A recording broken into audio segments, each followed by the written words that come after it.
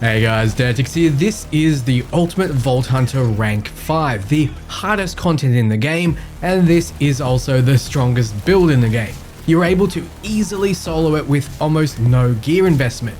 You can take this build from level 1 all the way through to the end game with ease. Do you like fast-paced action, shoulder-mounted shotgun turrets that almost never go down, always crit and lifesteal you back up while dishing out damage? How about those projectiles always dealing bonus incendiary and corrosive damage while ricocheting and melting your enemy's friends into soup while they watch helplessly? If ricocheting shotgun pellets weren't enough, even throwing knives to the face will ricochet to other faces. In fact, anything that ricochets will end up doing more damage to the next target than to the one hit first. There's no option for martyrdom and self-sacrifice for your enemies, as jumping in front of your damage will end up killing their mates faster. This monster needs to feast, and feast he shall, as killing enemies cause them to explode and shoot friggin' missiles at their friends as well. If you're here just to see more about what Borderlands 4 Vault Hunters can do, check out my showcase of all the characters and their abilities, augments and capstones here. So let's go through everything you need to start, all of the skills, the augment, capstone, gear, firmware and specializations. The Vault Hunter you need is Rafa, the Exo Soldier.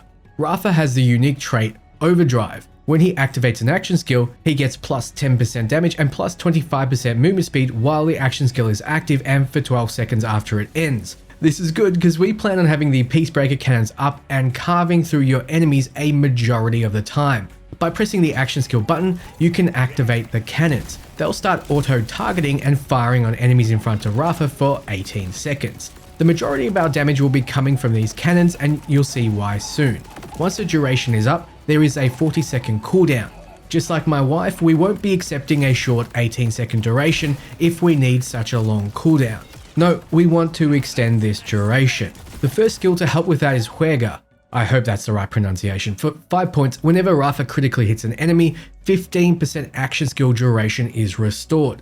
There's a cooldown of 4 seconds, but 15% of 18 seconds is 2.7 seconds, so we will be significantly delaying it running out. Some quick math, if we crit from the start, we'll be getting a whopping 55.4 seconds of total duration. Now we're cooking with gas. We just have to make sure we can crit often, which isn't hard, and you're going to see that show up in every stage of this guide. Take a look at Instincto. The augment will be slotting into our Peacebreaker cannons. With this, they get 20% critical hit chance. Also, by pressing the action skill button, they get an extra 20% crit chance and a 20% crit damage buff, but the skill will drain faster. You can stack this so you can keep activating it. It's not a problem that it drains faster, since more crits means the duration lasts longer, especially because with this augment, every time we kill, we restore action skill duration. This is not time capped like Juerga, but it will cause the skill to drain faster too. However, in practice, both of these aren't such big drains as to never activate the bonus crit and damage. In fact, you'll be activating it a lot for sweet bonus damage, especially against bosses. Now, the linchpin of this build is in the left branch. Double auto shot is the humble capstone we'll be slotting in. Well, when you first get it, it'll be humble, but not for long. It turns your cannons into shotguns that shoot 6 pellets each, and each pellet can crit. So yeah, between your augment and capstone, critting targets is now trivial. You'll be doing it with every blast. Also, these shotgun pellets will ricochet to enemies 10% of the time, unless, of course, you crit, in which case it'll be 100% of the time. Ricocheting pellets seek out nearby enemies and hit them for 50% damage dealt, but not 50% for long, that's going up. 1 point in lateral plinking furthers this objective by making all your indirect projectiles gain a 25% chance to ricochet. Your Jacob's grenades, aka throwing knives, don't have a ricochet naturally, but will love this so they can return to form. Mostly though, it will mean ricochets will be happening much more often with your shotguns as well. But why don't we make it more potent? Asymmetric Warfare for 5 points gives all indirect projectiles plus 45% damage. Indirect projectiles include your shotgun pellets, but also include your throwing knives and even missiles from your gear, which will come into play soon. Most importantly, it includes your ricocheting bullets and knives. 45% is huge because it makes it so they basically do full damage, but let's make it even spicier by adding some heat. Errant Spark makes it so all indirect projectiles deal extra incendiary damage. If it's already doing incendiary damage, double that bonus. Now, you'll notice my passive has 5 points in it, but it's displaying as 8. That is 3 extra from my class mod, which I'll show off soon. At 8, we're doing an extra plus 64% incendiary damage with our cannons and our knives. Naturally, if you find incendiary ordnance, it will love this, but I'll be sticking to knives as you're about to see one that is absolutely broken. Hostile Acquisition for 5 points gives all these powerful, hard-hitting, indirect projectiles 50% lifesteal. Insane. The more damage you do, the quicker you'll heal up. Now, anytime you get low, you can throw your knife or activate your action skill and heal. Though frankly, you'll probably already have your action skill up. So if you can find a rep kit that boosts your shield or adds overshield, this will be the way to go, as you'll have no issue healing your actual health. Then over in the Arc Knife tree, we pick up Midnight Oil. It makes your cannons deal bonus corrosive damage per stack, and you gain a stack every second the action skill is active. 5% per stack, stacking to 50%, which shouldn't be hard if you're getting over 50 seconds of cannon duration. You were already doing incendiary damage, great for health, but now you'll be doing corrosive, which is great for armor. All you need is some shock, and shields will be nothing to you as well. But I opt not to get shock damage in the skill tree, so keep an eye out for guns with that effect. Now, the rest of your points are to taste. You can opt for some tank, and some people prefer that, but I leaned into pure damage, starting with Daft Hands, which gives Rafa and his cannons an increased fire rate, as well as Saitar to give them both gun damage. Yes, the cannons benefit from your gun damage boosting abilities and gear. Then I go for Maestro for some skill damage, aka more cannon damage. Back in the Arc Knife tree, we get Handshake Deal for 15% gun damage, though I'd understand if you want to put the points elsewhere. In the Apophis Lance tree, we can get the Thrill for 25% more fire rate. This does not affect your cannons though.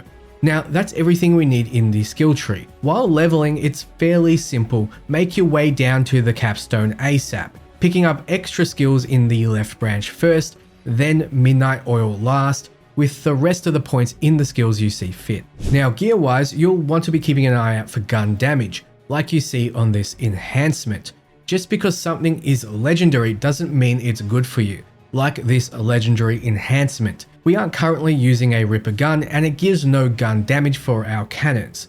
Look, anything that boosts your cannons is great for this build, but gun damage boosts your damage as well as the cannons, so it's a win-win. What I really found useful though was this Jacob's enhancement that increased the amount of ricochets by 1. This one also increases gun critical damage by a huge 50%, so yes, it's a no-brainer. I got through Ultimate Vault Hunter rank 1, 2, 3, and 4 challenges, which unlocked 5, and 5 doesn't have any challenges, specifically with this gun, the Looming Rainbow Vomit.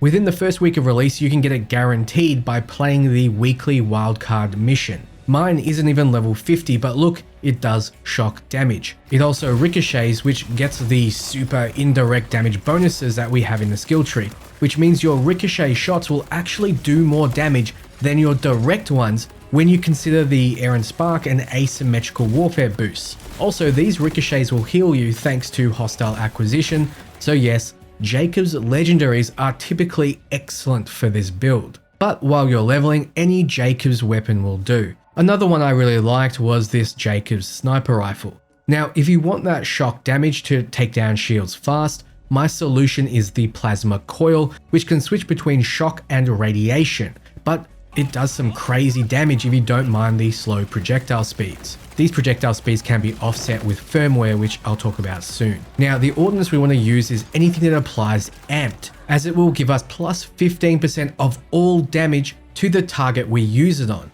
Knives also happen to crit when getting weak points, extending action skill duration, and they can ricochet because of lateral plinking. So better to use these knife grenades than your typical grenades, even though they are, yes, technically classified as grenades. This stat though is arguably more important, the Penetrator Augment. It makes it so damage to the impacted target are automatic crits for 5 seconds. Yes, that includes everything, even your status effect damage. I don't need to tell you how good this is for our build.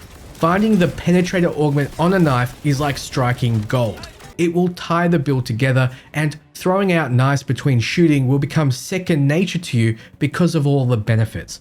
Plus, they do a ton of damage as well. So to recap, throwing a knife will do bonus damage due to it being an indirect projectile. It will also make your follow-up attacks deal 15% more damage and always crit for 5 seconds. Also, it does a lot of damage, and here's the kicker, its crits, thanks to Merciless, will do 80% more damage. This is a god tier roll. So you might not find something this good, but any of those 3 things will definitely help you on your knives.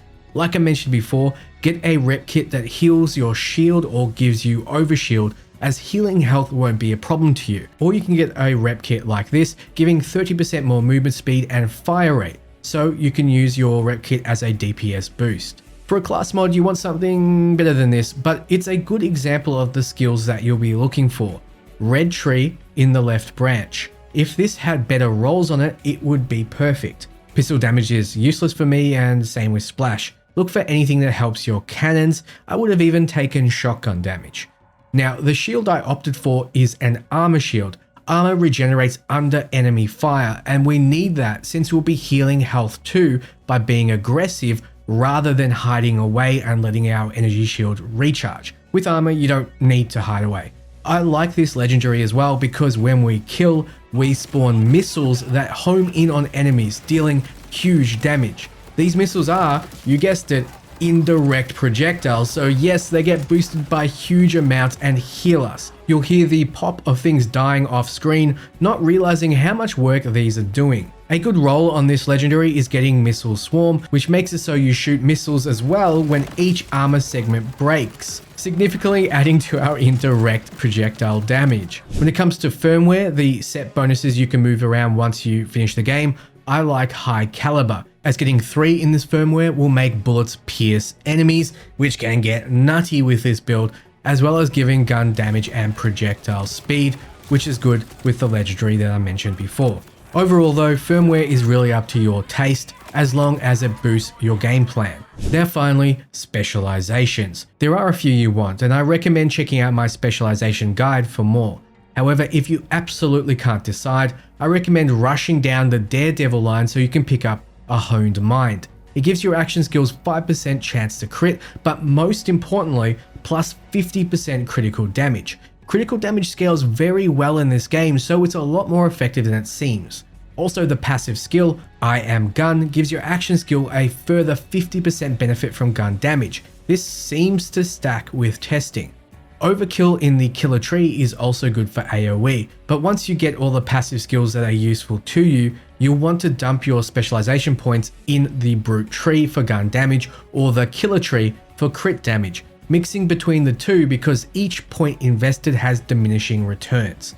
And that's everything you need to know to get this build off the ground and absolutely destroy your enemies. What do you think? Will you be giving it a go? Let me know below. I welcome any feedback and what you would do differently.